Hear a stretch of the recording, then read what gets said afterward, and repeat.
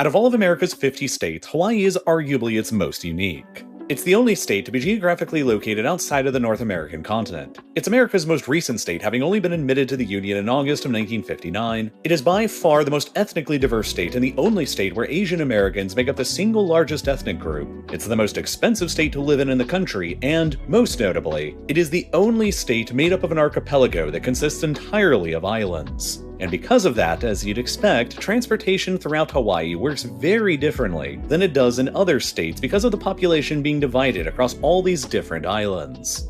The Hawaiian archipelago is made up of 137 different islands, but there's really only 4 of them that have significant numbers of people. Oahu, the most heavily populated island that's home to Honolulu and Pearl Harbor, has around 1 million people that live on it, which all on its own is about 2/3 of the state of Hawaii's entire population. The Big Island has about another 200,000 people, Maui another 164,000 more, and Kauai about another 73,000 more, representing the 4 primary majorly populated islands in the state. While the islands of Molokai and Lanai have significantly fewer numbers of people, and the other islands have either negligible or non-existent populations. And the distances between all of these islands are larger than you'd expect. The distance between Oahu and Kauai is about 100 miles, and the distance from Oahu to the Big Island is closer to 150 miles. About the same distance as between New York City and Baltimore. And because of the distances involved here between all of these islands and population centers, the only way to travel between them is by either flying or taking a boat. But it might surprise you to learn that as of right now in 2024, there isn't a single ferry service or regularly scheduled passenger maritime transportation option between any of the 4 main Hawaiian islands. And people very rarely travel between the islands by boat. In fact, the only regularly scheduled ferry service at all in Hawaii today just operates between the relatively nearby islands of Maui and Lanai.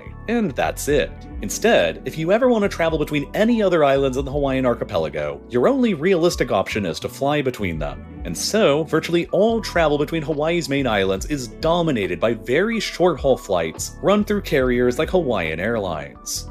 And this situation appears rather puzzling at first glance, because ferries and maritime transit are a very common and popular form of transportation across several other archipelagic parts of the world, including in many areas that have significantly smaller population bases than Hawaii even has. Take the Aegean Sea, for example, where there are dozens and dozens of Greek ferries that service dozens of islands and locations across the whole region, including many ferries that service very small islands with negligible populations but which have very large tourism interest. Across 2023, Hawaii received about 1/3 as many tourists as Greece did, but their spending was roughly equivalent, with tourists to Hawaii spending nearly $21 billion in the state across 2023, and tourists in Greece spending nearly $23 billion through the same time period, implying that a ferry service across Hawaii's islands could or should be at least somewhat comparable to the very robust system of Greek ferries. Closer back to home in North America, there are 3 notable examples of ferry services that seem to make the lack of ferry services in Hawaii seem all the more puzzling. The island of Newfoundland in Canada has a small population of only about 478,000 people, less than half the population of Oahu in Hawaii, and it's also located about 100 miles away from the Canadian mainland in Nova Scotia, a similar distance as between the islands of Oahu and Maui or Oahu and Kauai. And yet, there are 2 active ferry lines that run from the island to Nova Scotia. A shorter ferry from Port au Basque that takes about 7 hours to complete, and a longer ferry from Argentia that takes about 16 hours to complete. Lengths of time that would be comparable to ferries between the islands of Hawaii. Washington State also operates a system of ferries across their island communities throughout the Puget Sound. And perhaps most notably, Alaska operates a complex system of ferries across enormous distances that link several small communities together from Bellingham, Washington, all throughout the Alaskan Panhandle and the Aleutian Islands. A ferry system that is notable in the context of Hawaii because the distances involved are substantially longer, and Alaska's population base is only about half that of Hawaii's. So why does Hawaii essentially not have any ferry service at all compared to all of these other examples? And why is it that in order to travel between the Hawaiian Islands, you nearly always have to fly rather than take a boat? First of all, it's important to note that Hawaii has actually had large-scale ferry services between their major islands in the past. but they've all failed for a complex list of reasons that largely has to do with the nature of Hawaii's unique geography and population patterns. The most serious attempt at establishing a reliable ferry service connecting Hawaii's major islands together was called the Hawaii Super Ferry throughout the decade of the 2000s, and it was one hell of a fiasco. Planning for the Super Ferry began in 2001 by a private company that sought to offer up an alternative way from the airlines to travel between the Hawaiian Islands that would be quick, cheap, and most importantly, would enable people to easily transport their own personal vehicles and belongings between the islands as well. At the time, it seemed like a virtually untapped market. Egged on by the Hawaii Super Ferry Company's statistic that in 2001, Hawaii's own residents, excluding tourists, took around 4 million flights between the islands throughout the year, implying that the parallel demand for a ferry was there that wasn't currently being serviced. By 2004, the company signed a contract with a shipyard in Alabama to build out the first 2 of their Hawaiian ferries for a total sum of $178 million, or $89 million apiece, which inflated to 2024 dollars, was about $332 million for the 2 of them. A few years later, by 2007, the Hawaii Super Ferry was finally ready to begin launching its master plan that envisioned regularly scheduled ferry service between all 4 of Hawaii's majorly populated islands. But the company almost immediately began encountering significant difficulties. First up, there were numerous environmental concerns and risks brought up surrounding the ferry in port. Many of the ferry routes between the islands crisscrossed over well-established and mapped-out routes of humpback whale migration paths, which led to concerns that the huge sizes of the ferries could impact and kill whales and cause other environmental destruction for Hawaii's unique marine life ecosystem. And more pressingly, there was the concern that the ferries could spread invasive species throughout the rest of Hawaii as well. As a series of geographically isolated islands far removed from the rest of the world, Hawaii's ecosystem is uniquely delicate and fragile, and the state is by far the most serious about invasive species in the country. The Big Island has already seen several notable invasive species like fire ants, kokui frogs, and ulex plants establish a strong enough of a foothold there that eradicating them has effectively become impossible, leaving the Hawaiian state government with the unenviable goal of preventing their spread to the rest of the islands as much as possible, and containing them to the Big Island as much as they can. The biggest fear was that ferries loading up people's personal vehicles could accidentally transport these kinds of invasive species between the islands far easier than people flying between them on airplanes could. It also didn't help that by the time the ferry finally began its operation between Oahu and Maui in 2007, they still hadn't completed an environmental impact statement that was required by Hawaii state law. The Hawaii Supreme Court eventually ruled that the Super Ferry could continue its operation while the environmental impact statement was busy being prepared. But that did little to halt the torrent of environmental lawsuits being dumped on the company, which steadily increased the company's litigation costs and made it increasingly difficult for them to remain financially afloat. And if all of that wasn't enough, the Super Ferry idea was hitting many other roadblocks as well. As it turned out, another major problem for ferries in Hawaii was the fact that the waters around the islands are notoriously rough, especially compared to the waters where those other ferries I mentioned previously operate in Alaska and Washington State. These ferries all operate nearby to their respective continental coastal shelves, where the waters are relatively shallow and calmer. But Hawaii doesn't really have a continental shelf in the same kind of way because the Hawaiian Islands are all volcanic in origin, and are basically just the tips of underwater mountains that rise miles up from the seafloor to penetrate just above the ocean surface. As a result, the depths of the waters between the Hawaiian Islands are often very high, such as in the channel between Maui and the Big Island that's more than 6,000 feet deep, significantly deeper than the average depth seen in even the Mediterranean Sea. The name for this narrow and deep channel in the Hawaiian language is the Alanui Haha Channel, which roughly translates into English as the Great Billow Smashing Channel, which should give you some kind of an idea as to how rough the waters here can get as the currents surge through the deep chasm between Maui and the Big Island.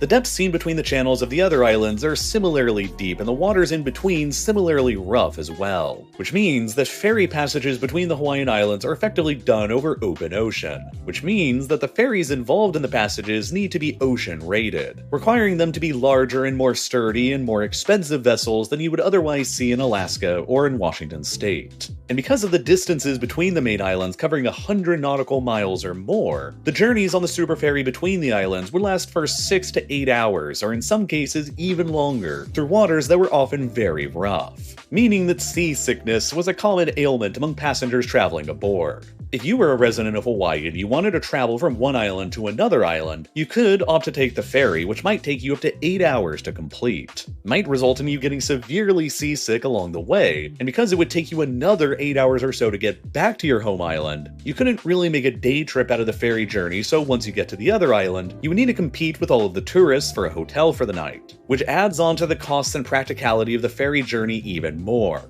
When you factor all of that in, and then you consider that a round-trip flight between the islands is often only a little more than $100, and takes less than an hour each way, the price of flying between the islands is often cheaper and faster and less likely to make you sick, which to most people still made flying between the islands the more obvious choice to choose instead of taking the ferry. There's also just not really a big pent-up demand for residents on the Hawaiian Islands to actually commute between the islands all that often.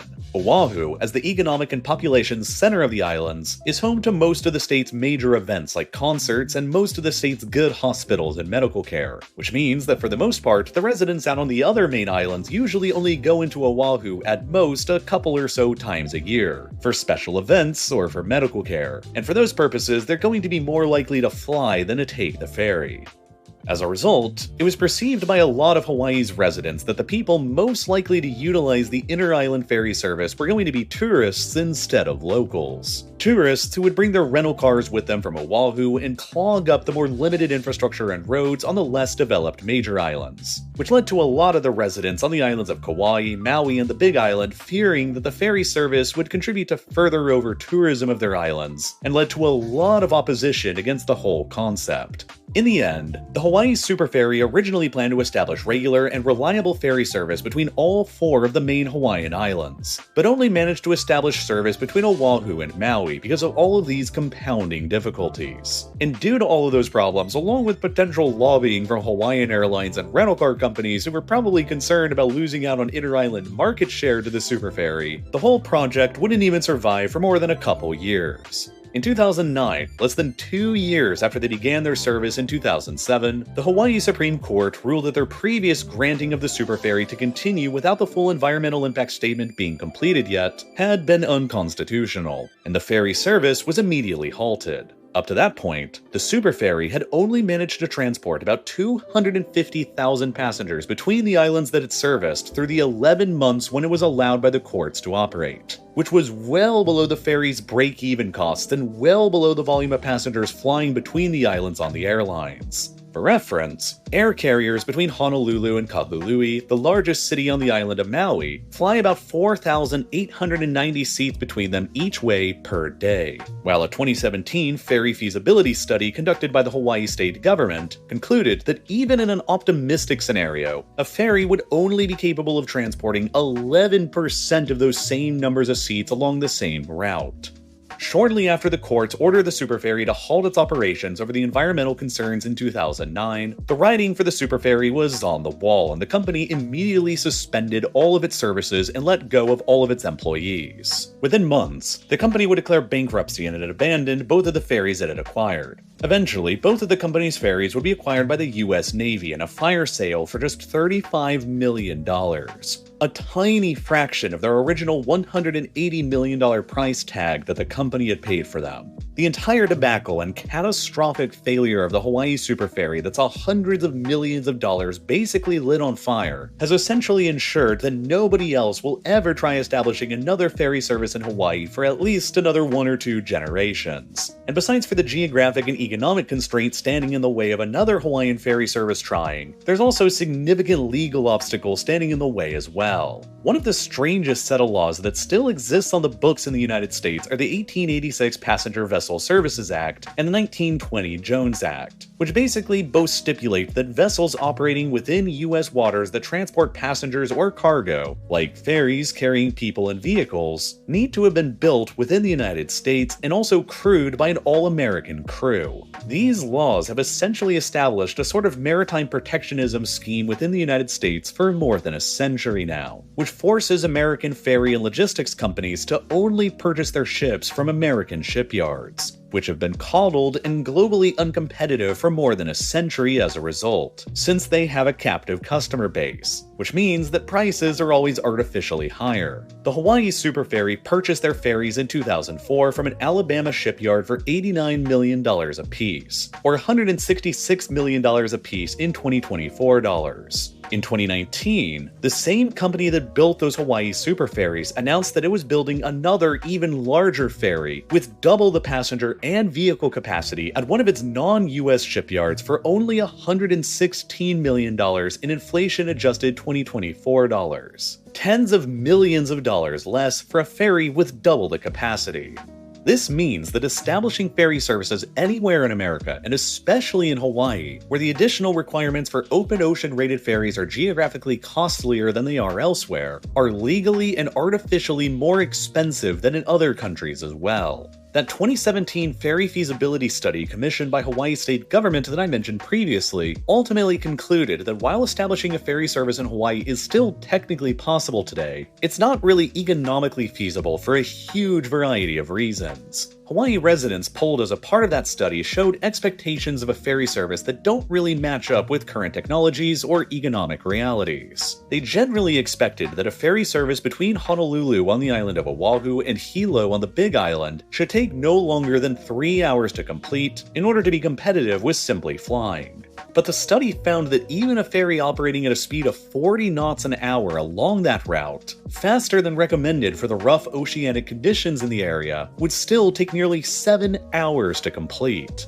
more than twice as long as most residents expected. The study ultimately concluded that the costs required to upgrade Hawaii's harbors to accommodate passenger ferry terminals, the costs required to establish agricultural screenings between the islands in order to prevent the spread of invasive species, and the costs that would be required to acquire the ferries themselves and to maintain their operating costs for years do not match the limited demand for the long travel times between the islands that the ferries would provide. The ferries would simply be uncompetitive against existing faster and cheaper air travel between the islands, and as a result, the study concluded that if a ferry service was going to be successful in Hawaii, it would have to be at least partially subsidized by the state government just in order to stay afloat. A subsidized ferry service throughout Hawaii would not be without precedent, though. The Washington State Ferry Service has revenues that are about 25% subsidized by the Washington State government, while there's enough pent-up demand for the short ferry journeys across the Puget Sound to cover the remaining 75% of the ferry's operating costs. This probably wouldn't be the case in Hawaii, however, where demand for a more expensive and time-consuming ferry service would be lower. So a better comparison would be with Alaska's Marine Highway Ferry Service, which covers very long distances, supports very small populations, and is heavily subsidized by the Alaska state government. The Alaska Ferry Service covers more than 3,500 miles of coastline, including dozens of individual route segments, with many of them taking 6 hours and 10 hours, and even one line from Bellingham, Washington up to Ketchikan, Alaska, that takes a whopping 38 hours to complete and costs hundreds of dollars to travel along. However, Alaska's ferry service is highly subsidized by the Alaska state government, to the tune of nearly 69% of its entire total revenue, while actual ticket sales only account for about 31% of the ferry's revenues. This is the system that would be much more comparable to Hawaii than Washington State's ferry system. But Alaska is able to heavily subsidize its ferry service because it has something that Hawaii does not: a metric boat ton of oil. Despite how it appears at first glance, Alaska is much more of a rich state and Hawaii is much more of a poor state. Alaska has been geologically blessed with huge oil resources, and the state controls the 4th highest producing oil field in the entire country, at Prudhoe Bay in the far north of the state. As a result, Alaska has a massive oil industry that generates huge revenues for the state government, to the point where an overwhelming 85% of the Alaska state government budget simply comes from all of the state's oil revenues. And all of that oil money in the state enables Alaska to do several things that would be impossible in other states, such as heavily subsidizing the state's otherwise unprofitable ferry transportation system to better help its residents, and other interesting things like establishing an oil fund that pays out every single one of Alaska's residents an average of around $2,000 a year just for existing there, the only form of basic income currently seen anywhere in America, on top of having no income taxes and having the lowest overall tax burden imposed on citizens out of any of America's 50 states. Hawaii, on the other hand, is not as fortunate as Alaska. Hawaii has effectively zero natural resources, and its sheer distance away from any significant markets makes shipping costs to and from the islands anywhere else prohibitively expensive, which makes any potential manufacturing base in Hawaii naturally uncompetitive from the start. The only two industries that Hawaii's geography enables it to excel at are tourism and the military, because of the incredible strategic value offered up by Pearl Harbor on the island of Oahu near the dead center of the Pacific Ocean. But for the people who actually work in these two industries, the jobs available are generally low paid, which is why Hawaii's median income is lower than the median income seen in New Hampshire, and yet home prices in Hawaii are nearly twice as expensive as they are in New Hampshire anyway, despite the lower incomes. Hawaii is a fantastic state for people who move to it who are already wealthy, and possess more purchasing power than the locals do. But for those who have grown up on Hawaii without money, finding opportunity on the islands is very difficult. Which is why so many of them leave for the mainland, and which is also why Hawaii's overall tax burden is already among the highest in the entire country. Without any natural resources or industries outside of tourism and the military, and with the military really only interested in the island of Oahu and none of the others, the result is that the Hawaiian state government has to fund itself primarily through taxes rather than natural resource revenue like Alaska. And so, if the Hawaii state government wants to begin heavily subsidizing a prospective unprofitable ferry service the same way that Alaska does, the only way it would be able to do so would be by increasing taxes in the state even higher than they already are, which would make the cost of living crisis in the state, already the worst in the entire country, even worse than it already is. For all intents and purposes, that is all why a ferry service between the main Hawaiian islands doesn't currently exist, and why one isn't likely to exist in the future either. Until ferry vessel technology and legal reforms advance enough to carry passengers between 2 points much faster and for a much lower cost than they currently can, the low market demand for the use of a ferry in Hawaii and the likelihood of a ferry service in Hawaii succeeding are each likely to continue remaining very low. And after the massive financial disaster the last time that someone tried getting one up and running with the Hawaii Super Ferry in the 2000s, nobody is likely to try getting another one up and running in Hawaii for the foreseeable future. And the only way you'll be able to travel between the islands for the most part, unless you want to charter or bring your own boat, will be to fly between them instead.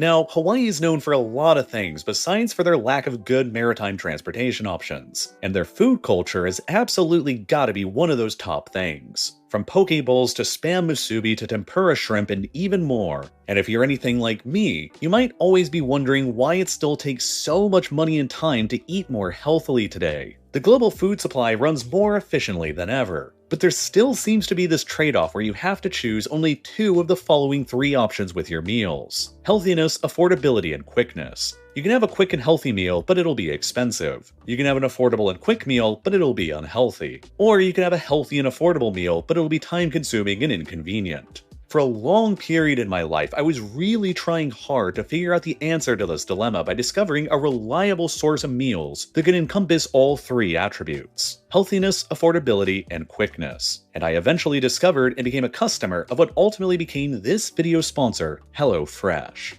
The concept of HelloFresh is pretty straightforward. You just visit their app or website and select which meals you want to eat. And then the next week, an insulated box will show up on your front doorstep filled with all of the fresh, pre-portioned, and partially prepared ingredients you need so that you can home cook your meals way faster than if you had wasted a bunch of time planning your meals out, going to the grocery store and picking out ingredients and then coming home and prepping. You can also choose from a variety of menu options to suit all your needs and tastes. From fit and wholesome to quick and easy, vegetarian to family friendly, there's something for everyone to enjoy. And HelloFresh knows that your plans might change and life can get unexpectedly busy. That's why they let you easily customize your delivery from week to week as well, allowing you to tailor everything to your own schedule by adjusting your delivery date or skipping a week when you're not able to cook at home. And best of all, the meals themselves just taste really, really good too. That's the biggest reason of all that I've been a loyal customer myself to HelloFresh for years now, and why I've been making meals like this amazing buffalo spiced chicken for more than 3 years now.